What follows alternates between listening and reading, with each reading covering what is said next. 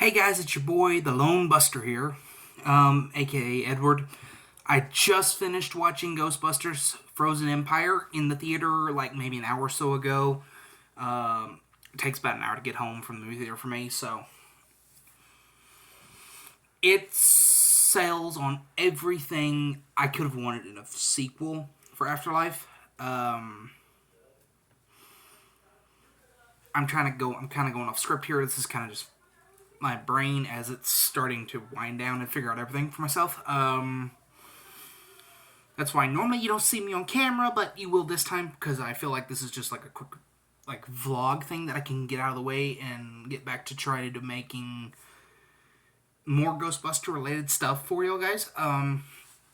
This was the first movie that I was ever able to wear my own flight suit to, so that was a fun experience. You'll see some of the stuff on this shelf here that I was able to get for the movie. At the theater, it was the Slimer metal popcorn bucket, which is not really known as much, I think. Some of the collectible Ghostbuster cups, but those are a side thing. Those will be your own video, so. The movie, it opens in 1904. For people that are starting to see the movie, it opens in 1904, which it kind of gives backstory on how the Ghostbusters firehouse looked when the horse and carriage type fire team is running in it. This movie opens with a very dark tone, different from the previous two films.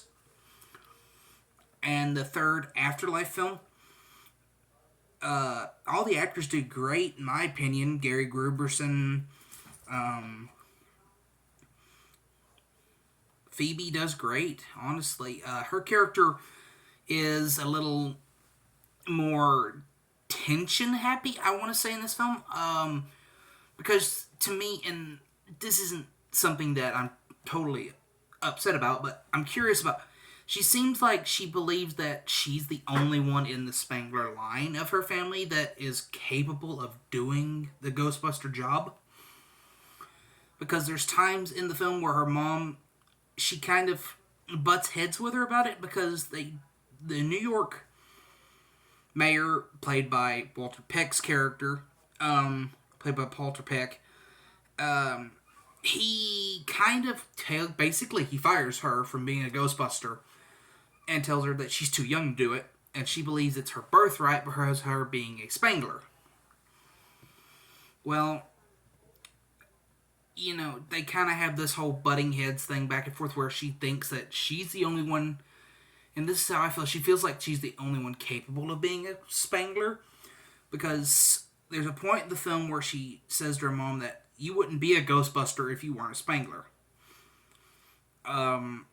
And then Paul Rudd's character, Gary Gruberson, sort of plays like this on-off type stepfather figure that he wants to be, but he doesn't know how to appropriately step. He doesn't know where his line is of stepping over and stepping onto. So, and he kind of grows within the film as the film goes. Logan Kim, I had the luxury of meeting Logan at Dallas Comic-Con. He's exactly what you'd think he is. He's very kind. He's very just approachable. He's an everyday person, honestly. And for me, that was surprising because I wasn't expecting it. So, to see him in this movie, it's so funny because there's times where him and Ray are like bouncing off each other. Where like in the early stages of the movie, they have like this little YouTube or podcast type thing, and it's so funny because it really is. It's funny because they just like share and all that fun stuff, and it's like funny to me because these two play off each other so well. And then you've got, going back to Gary Gruberson, him and Bill Murray are so funny in this movie because they play off each other as well. Bill Murray is pre-84 Bill Murray a lot in this film. All the characters do a really good job. The movie's really good. the dark tone in this movie kind of comes out of nowhere and then kind of steadies out. The main big bad Garaka was something that I was not exactly like prepared for, because there's times in the movie where I'm like, wow, he's terrifying. And then there's times where I'm like, if Egon had Tobin's spirit guide and this guy predates the spirit guide, where exactly does he predate the spirit guide at? Because it's never mentioned the spirit guide if Garaka's in it. We learn it from another character that we meet in the movie that works in the New York Public Library. So, um, it's very interesting because there's just a whole lot of information I've got going on in my head. So some stuff I quite don't remember, and then it's bouncing back and forth, and it's kind of all over the place. Um, there's a point in the film where it looks like Garak's gonna win, and I'm not gonna lie to y'all guys, I cried a little bit during that point because I was thinking, no, the Ghostbusters can't lose, not like this. And Kumar's character, he essentially saves the day here. He helps the Ghostbusters do the hero thing, and it's pretty interesting. To me, Kumar, I don't have a whole lot of history with him as an actor, so I mean, I can't say much about him other than I think he's good. I think his character is kind of in there to push the story along, but other than that, he's okay. Let me see what else there is. Slimer's back.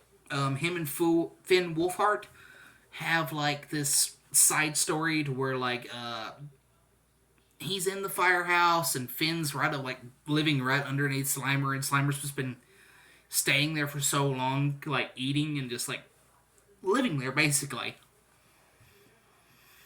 We see so much different stuff in this film that we've never seen before or has been mentioned.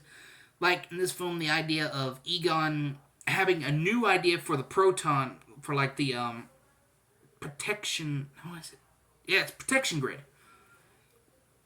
The protection grid. Like we learned that over the years from 1984 to this movie, prior to the time that they had the break in the Ghostbusters, that they've just been pumping Ghost into this ghost trap, into these ghost containment grid. So it's kind of like it's overfilling and there's just no more room in the containment grid, which is interesting to me because I always kind of figured that it was infinite in size, I guess, because Egon always says that proton packs have a 5,000 year lifespan, so I assumed that he would have built the protection grid to kind of like prolong itself, but who knows. This movie's very much you can see what kind of inspiration Ivan Reitman had on it. He's surely gonna be missed. His son did a great job on Afterlife, and he's done a great job producing this one. It's hard because you know that you feel like there was a lot of pressure put on him to make this film as good as they could. And it's just, at times, it's such a wonderful movie. It just is.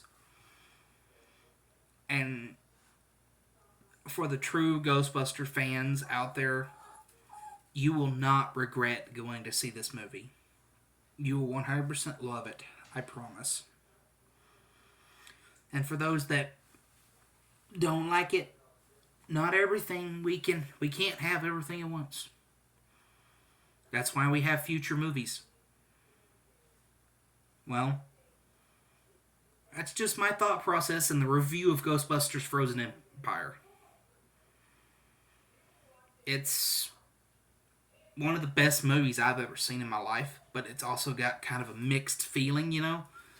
So that's why my emotions are kind of all over the place, guys. But I sure do appreciate you guys tuning in, and my channel is small and it's just starting, but shout out to other Ghostbuster channels like Ghostbusters News, and Ghostbusters Tennessee Division, Ghostbusters Smoky Mountain Division.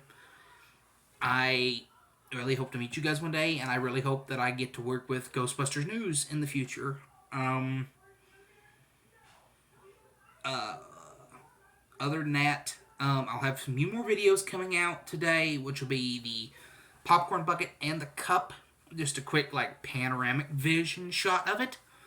Other than that, I think I'm gonna try to work out some new gameplay footage on the channel. So stay tuned for that. And I appreciate you guys for tuning in, and I appreciate y'all for any like help or footage or like subscribing that you guys do, because it's all free. It may not mean much to other people, but to me it means a lot, because it shows that other people have the same passion that I do to want to do this. And every person that just subscribes, it helps show me that what I'm doing is worth it, and that it'll allow me to continue what I love to do. Thank you guys.